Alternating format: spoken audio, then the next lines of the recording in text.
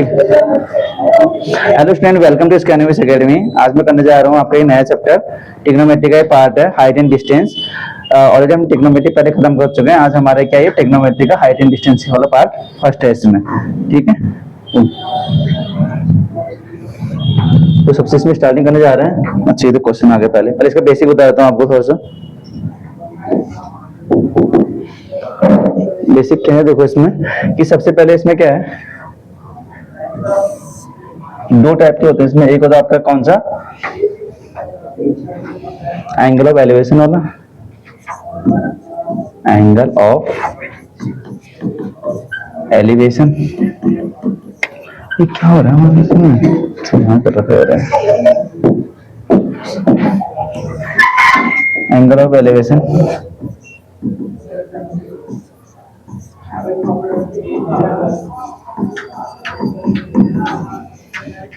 ठीक है, होता है क्या इसमें कि आपको कोई यहाँ पर ये क्या होती है, हॉरिजॉन्टल लाइन होती है। यहाँ पे क्या होती है, हॉरिजॉन्टल लाइन है। ये क्या है, हॉरिजॉन्टल लाइन है। और यहाँ पर क्या है, अगर कोई यहाँ पर देख रहा होगा नीचे यहाँ से, तो यहाँ पर जो थीटा होगा इसको क्या बोलते हैं हम, इसे हम बोलते हैं एंगल ऑफ एलिवेशन। और ये वाली लाइन क्या बोलते हैं यहाँ पर, इसको बोलते हैं लाइन ऑफ स्टेट।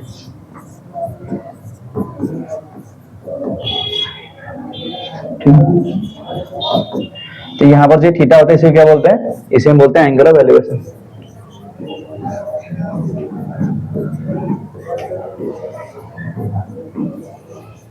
एक सेकंड होता है इसमें एंगल ऑफ, दूसरा क्या होता है,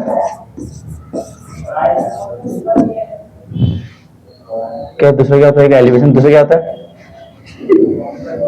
डेप्रेशन। ठीक है, एंगुलर डेप्रेशन होता है इसमें। इसमें कैसा होता है कि यहाँ पर ये कितना, ये हॉरिजॉन्टल लाइन है तुम्हारे पास। ये कौन सी लाइन है, हॉरिजॉन्टल लाइन है।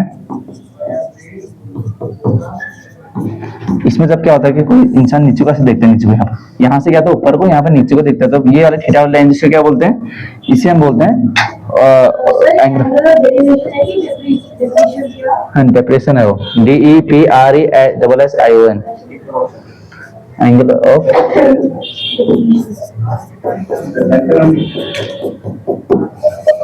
ठीक है, यहाँ पे सेंटर पॉइंट है और ये सेंटर पॉइंट से कोई इधर को ऊपर को देख रहा है तो हम एंगल ऑफ एलिवेशन बोलते हैं। जैसे कि होता है ना, जैसे ऊपर को देखते हैं घर से ऊपर को, तो एलिवेशन हो गया। अगर नीचे को देख रहे हैं तो डेप्रेशन हो गया यहाँ पे। ठीक है, और ये क्या होती है तुम्हारे पास, इसे हम बोलते हैं, क्या बोलते हैं, लाइन ऑफ साइट बोलते हैं।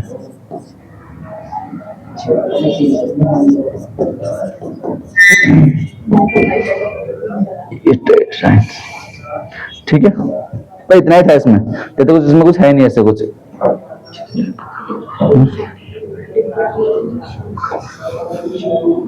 DEPR, ठीक है, हो गया। अब मैं देखते क्वेश्चन सर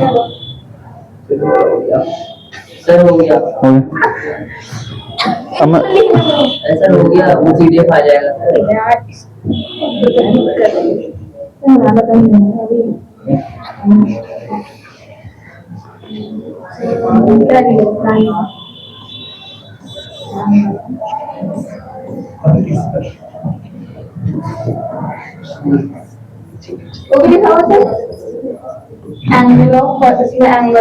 कहाँ पर लिखा, वही तो एलिवेशन। नीचे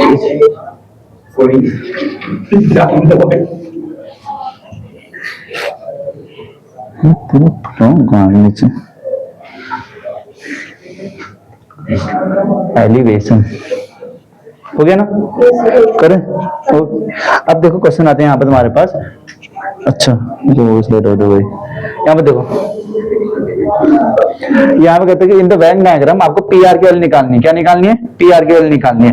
पीआर की वैल्यू आपको फाइंड करनी है, ये आपको गिवन है। इजी से क्वेश्चन है, बताओ अगर इसका आंसर बताना है। बच्चे लोग आप आंसर करना इसका, बच्चे लोग आंसर करना।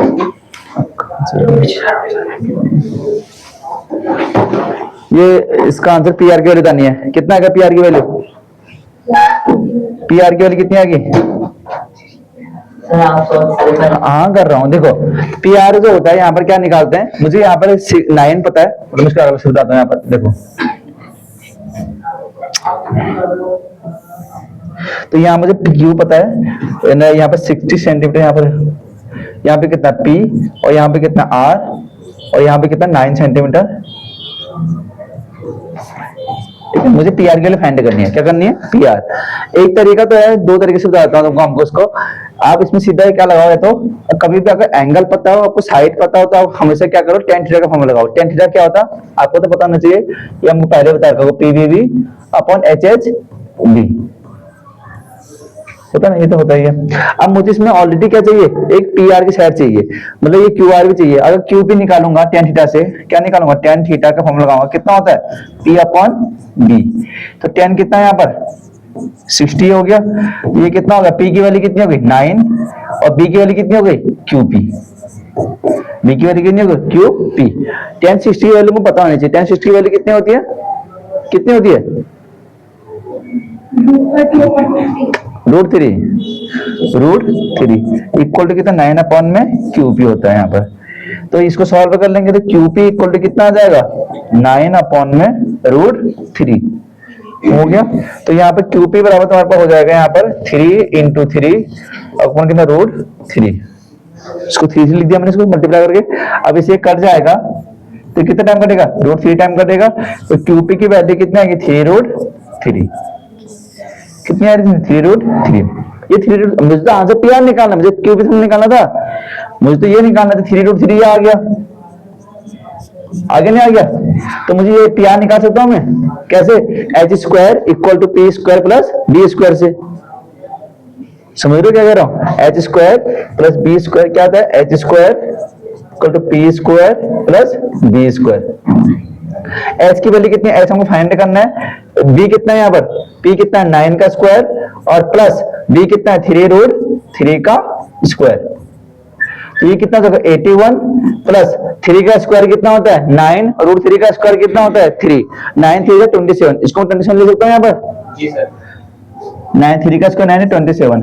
तो यहाँ पे कह रहे हैं कितना का 8 और यहाँ पर 10। तो ये कितना एच का स्क्वायर, तो एच इक्वल टू कितना आएगा √108। तो h की वैल्यू कितनी आएगी, इसको सॉल्व कर लो, कितना आएगा 36 3 होता ना 36, हाँ से बोला था मैं 36। तो h की वैल्यू कितनी आएगी 6√3। x3 सेंटीमीटर में ऑप्शन चेक कर लो कोई भी इसमें। तो इसका ऑप्शन नंबर बी क्या होगा, इसका करेक्ट आंसर होगा। ठीक है, ऐसे था। एक तरीके से और होता है, पर मैं उसका इतना एक बता दिया, एक बता दिया।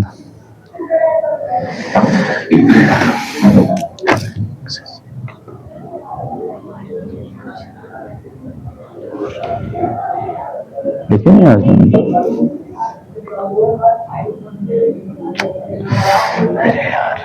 फर्स्ट है तो लिखना भूल गया मैं। ठीक है, अगला देखना, हो गया सबका करना। ये करो, इसमें देखा एक light house is 80 metre high. Height मतलब हाइट पे है, the angle of the elevation of top is from the point 80 metre away from the foot of the along the same horizontal line. अब इस क्वेश्चन में क्या है कि आपको डायग्राम खुद ही बनाना पड़ेगा। ठीक है, अभी तक क्या था, इस पिछले क्वेश्चन में आपको दिया हुआ था, इस क्वेश्चन में आपको खुद ड्रॉ करना पड़ेगा इसको समझ के। क्या बोला हुआ, एक लाइट हाउस है इस 80 मीटर हाइट। क्या बोला हुआ, एक हाइट होगी लाइट हाउस की, ऐसे कितने मीटर की है 80 मीटर की है। कितने मीटर की 80 मीटर। ठीक है, अब इसमें बोला हुआ एक angle of elevation is top from a point of 80 metre away from a foot is along the horizontal line. मतलब ये क्या निकालना है, ये बोला 80 मीटर है, यहाँ पर कितना है, यहाँ से 80 मीटर फुट है। यहाँ बोला हो ना the top of from the point 80 metre away from the foot along the same horizontal line. अभी कह रहा है सेम हॉरिजॉन्टल लाइन पे यहाँ पर, तो ये थीटा निकालना है। क्या निकालना है, थीटा की वैल्यू निकालनी है। ठीक है, तो थीटा कैसे निकलेगा, थीटा का मतलब एंगल निकालना है आपको। क्या निकालना है, एंगल निकालना। इसके नाम दे देते हैं पी क्यू और इसके नाम मैंने आर दे दिया। क्या नाम दे, पी क्यू आर नाम दे दिया इसको मैंने। तो मुझे एंगल निकालना है। कभी आपको एंगल निकालना हो, आपको बेस पता है और पी पता है, तो कौन सा फॉर्मूला लगा सकते हैं हम, P upon B. P upon B क्या होता है मेरे पास, टेन थीटा। टेन थीटा कितना होता है, पी अपॉन बी। तो पी की वैल्यू कितनी है 80, तो टेन थीटा में यहाँ पे कितना होगा तुम्हारे पास 80 अपॉन 80। हो गया ना 80 अपन 80, तो 80 से 80 कट जाएगा यहाँ पर, 80 से 80 कट गया, tan थीटा इक्वल टू कितना आ गया मेरे पास 1, 0 नहीं 1, कटेगा तो 1 आएगा ना, 1 टाइम कट रहा है ना, तो 81 जा 81 होता है ना हमारे पास, 1 टाइम कट गया। अब हमको तो थीटा चाहिए, एंगल की वैल्यू चाहिए मुझे, तो अब इसमें एंगल कैसे निकालेंगे बता दोगे? नहीं नहीं, कैसे निकालेंगे आप बताओ, चलो इस यहाँ से मैं एंगल कैसे निकालू, थीटा एंगल कैसे निकालो, tan थीटा इक्वल टू 1 आ गया, मुझे एंगल निकालना, 4 ऑप्शन में से कोई ऑप्शन होगा इसमें, तो कैसे निकालूंगा, कैसे करते हैं मैं इसे बता देता हूँ वैसे बेसिक। यहाँ पे tan थीटा लिखते हैं और ये चेक करते हैं कि 1 में tan की वैल्यू कहाँ पे लाई करती है, 1 में tan की वैल्यू कहाँ पे लाई करती है, आपको पता होना चाहिए tan 45 पे लाई करती है, कितने पे, tan 45 पे, तो tan से tan कट गया, तो थीटा की वैल्यू कितनी आ गई मेरे यहाँ से 45,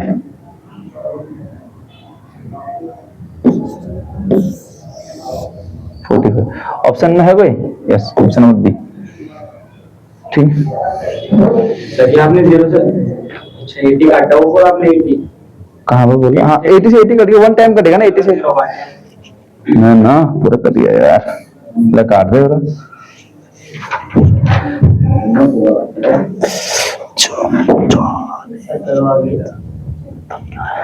हो गया।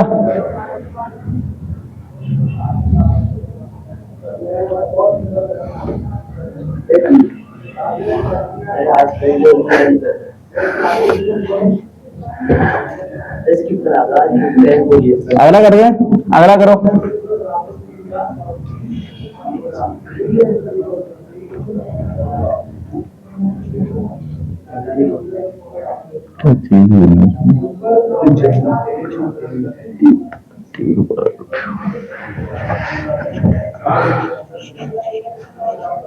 In a certain time of day, the ratio of the height of the pole or to the length is shadow 1 ratio √3, then the angle of elevation of the sun of that time of the day 30 degree.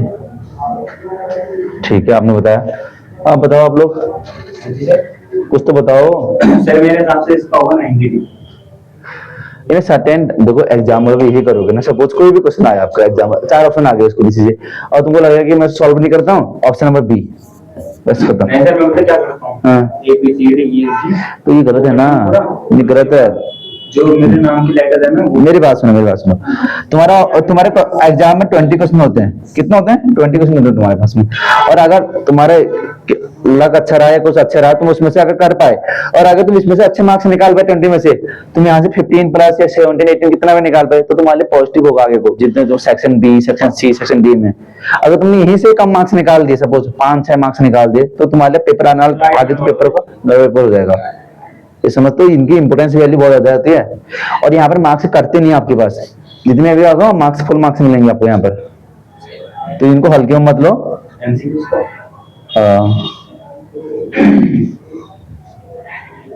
ठीक है, अब देखो यहाँ बोला हुआ है certain time of day the ratio of the height in the pole, height कितनी है बोला इसमें, देखो हाइट कितनी बोला इसमें 1, ठीक है 1 है, तो 1 इसको एक्स रेशियो में हटा के क्या करते हैं हम, इसको एक वेरिएबल ले लो, इसमें वेरिएबल मान लिया मैंने 1x मान लिया इसको, और इसने बोला है length of the shadow, length of shadow कितनी है, लेंथ ऑफ शैडो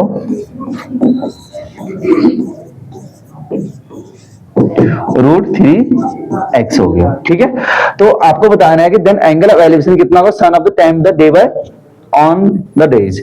तो हम क्या करेंगे, देखो ये मेरे पास क्या एक हाइट है, इसकी कितनी है, एक हाइट है, तो यहाँ पर इसकी शैडो यहाँ पर तुम्हें पड़ रही है, तो शैडो कितनी है यहाँ पे, ये शैडो पड़ रही है इसकी, ठीक है, ये हाइट हो गई, इसकी शैडो यहाँ पे होगी शैडो, तो यहाँ पे कितनी हाइट कितनी है, 1x है, कितनी है 1x हाइट होगी इसकी, और लेंथ ऑफ शैडो कितनी होगी इसकी √3x, √3x कहां पर होगा, यहां पर होगा, इसी लेंथ यहां पर है ना शैडो की, तो √3x, तो ये p नाम दे दो इसको नाम q दे दो, इसका नाम आप r दे दो। तो मुझे क्या निकालना है, एंगल ऑफ एलिवेशन निकालना है, एलिवेशन कहां से होता है, यहां से, तो ये थीटा एंगल निकालना है आपको, ठीक है। आपको समझ में आना चाहिए डायग्राम बन कैसे रहा है, इसको खुद ड्रॉ करना पड़ेगा आपको इसको।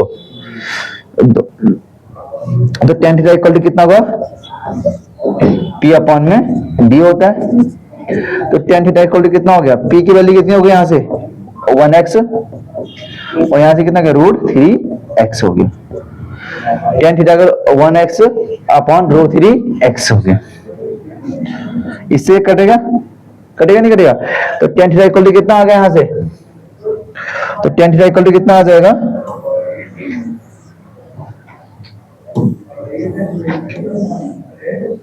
तो tan theta equal to 1 upon में √3 आएगा। अब 1 अपॉन में √3 tan में किसकी वैल्यू होती है, मैंने आपको ऐसे समझाया है, 1 अपॉन √3 tan में किसकी वैल्यू होती है चेक करना होता है आपको, tan 60 की 30 की वैल्यू होती है, सॉरी, तो tan थीटा इक्वल टू कितना होता है, tan 30, tan से tan कट गया, थीटा की वैल्यू थीटा 30। इसके बाद के 3 क्वेश्चन होगा। लास्ट में हो गया, समझ में आ गया, इजी था, कुछ नहीं था।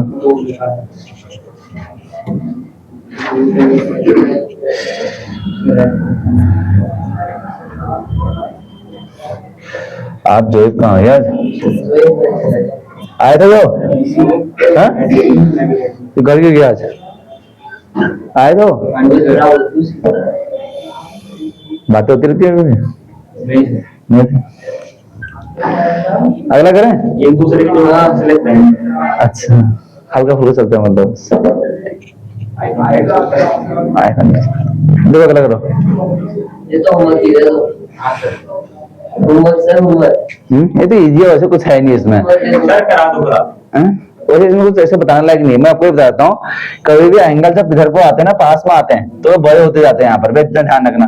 तो tan अल्फा की वैल्यू जो होगी सबसे बड़ी होगी, इसके बाद tan बीटा की वैल्यू सबसे बड़ी होगी, उसके बाद tan गामा की वैल्यू सबसे बड़ी होगी, इसमें छोटी होगी। सबसे बड़ी वैल्यू tan अल्फा की होगी यहाँ पर, फिर बीटा की होगी, फिर गामा की। जितने 90 की डिग्री के इधर को आएंगे उतनी आपकी जो वैल्यू बढ़ती रहेंगी इसमें, ठीक है। तो ऑप्शन नंबर देख लो कौन सा मैच कर रहा है इसमें, tan अल्फा tan बीटा है, पहला ही मैच कर रहा है, tan बीटा ये नहीं है, ये नहीं है, ये नहीं है, बस पहला ही ऑप्शन है इसमें, ये था भी नहीं कुछ इसमें से। ये क्वेश्चन नंबर कौन सा है अभी तक तुम्हारे लास्ट में।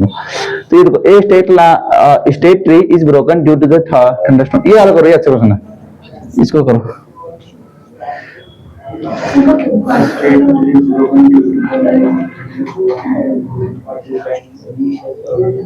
करो उसको, ये कर दिया, ट्राई करो इसको,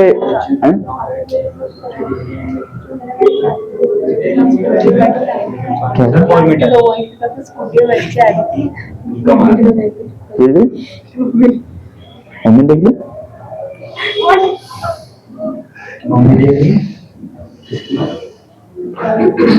मम्मी खुश हो गई होगी फिर।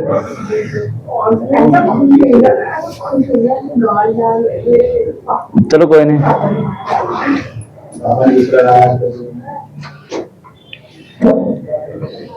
बधाई मिलेगी तुमको फिर। State tree is broken due to the thunderstorm. आपको क्या बोलेगा, broken part is such the way that the peak of the tree it touches the ground, angle of this कितना है 60 डिग्री and distance 2 मीटर। आपको क्या निकालना, length of the broken part निकालना है। क्या निकालना आपको पता है इसमें, नहीं आपको सबसे बड़ी बात है इसमें, एक ये है हाई देरी के, एक स्टेट टी है, एक है ट्री है आपके पास, ठीक है। अब ये क्या होता है कि बीच में टूट जाती हो कहीं पर ऐसे, तो हवा ऐसे कुछ टूट गई यहाँ पर, सपोज यहाँ पर से टूट गई ना, तो ये ऐसे क्या कर टूट गए, ऐसे थी, इसका आगे बात तो ऐसे नीचे को आ गई होगी, तो ये इधर को ऐसे आ गई यहाँ पर, ठीक है, इधर ना पार्ट टूट गई, इधर नीचे को आ गई यहाँ पर। तो हुआ क्या, तो इन्होंने बोला कि इसका जो एंगल ऑफ द कितना है हमारे पास 60 डिग्री है, कितना बोला इन्होंने 60 डिग्री है बोला, और इन्होंने बोला बताया थे कि part bent is such a way the peak of the tree touches the ground. आपको पता डिस्टेंस कितना 2 इंटू रूट 3 है, कितना है 2 इंटू रूट 3 मीटर है इसमें, ये है बोला इसमें। तो length of the broken part कितना होगा, ब्रोकन पार्ट कौन सा है इसमें, ये वाला ब्रोकन पार्ट, कितना ब्रोकन पार्ट क्या होगा इसमें, ठीक है, ये बताना आपको इसमें। तो हम क्या लगाएंगे इसमें, cos 60 वाले लगाएंगे। cos 60 क्या होता है हमारे पास, b अपॉन में h, क्या होता है b अपॉन में, क्योंकि मुझे h के लिए चाहिए यहाँ पर। अब b कितना है, cos 60 वाली कितनी होती है पता है, 2 अपॉन में √3, नहीं cos 60 की वैल्यू कितनी होती है डेज 1/2, रूट नहीं 1/2। बी की वैल्यू कितनी थी 2√3। एच कितना है, एच हमें ब्रोकन पार्ट जो है उसका या नाम देता हूँ उसको ए बी और एक सी नाम देता हूँ। तो ए सी है, कितना है ए सी है। तो ए सी की वैल्यू कितनी आएगी यहाँ से सॉल्व करने पर 4√3 क्या आएगा मीटर में। तो बस ऑप्शन नंबर देख लो कौन सा है। तो जो ब्रोकन पार्ट जो होगा उसमें वो 4√3 होगा इस मीटर, ठीक है 4√3।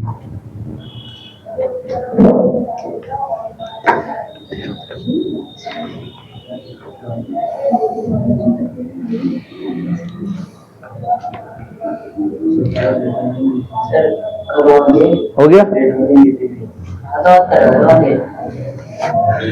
एक observer 1.5 metre tall is 25.5 metre away with tower is 22 metre high.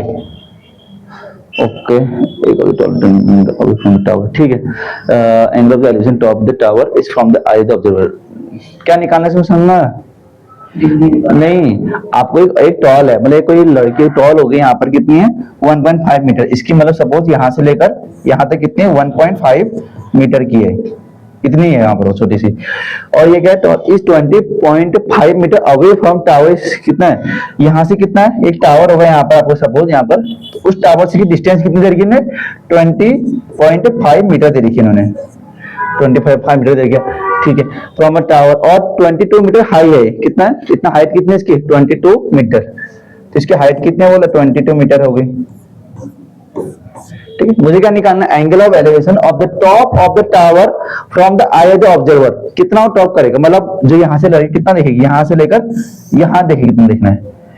तो एक बार ये 20.5 है तो ये भी कितना होगा 20.5 ही होगा, दोनों सेम ही होंगे। तो ये कितना होगा, ये थीटा आपको फाइंड करना है, क्या करना है इस थीटा को आपको फाइंड करना है इसमें।